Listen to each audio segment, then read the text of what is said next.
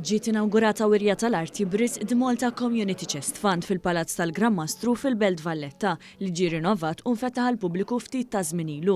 Din il-wirja tippreżenta madwar 40 biċċa tarti bil-maġġoranza tagħhom magħmula minn artisti lokali. Il-wirja dokra qed tittella mill-Art for MCCF Kumitat fih dan l-istess fondazzjoni u hija l-aħħar waħda ta' din ix-xorta li qed tittella taħt il-presidenza tal-President George Vella. Iċ-ċermen ta' dan il-Kumitat Lawrence Pavija qal li l-bidla fil-post tal-wirja toffri esperjenza immersiva. John Huber li huwa chairperson tal-bord tal-amministraturi tal-fondazzjoni irringrazzja lil dawk kollha li taw is-sem tagħhom sabiex tittella din il-wirja.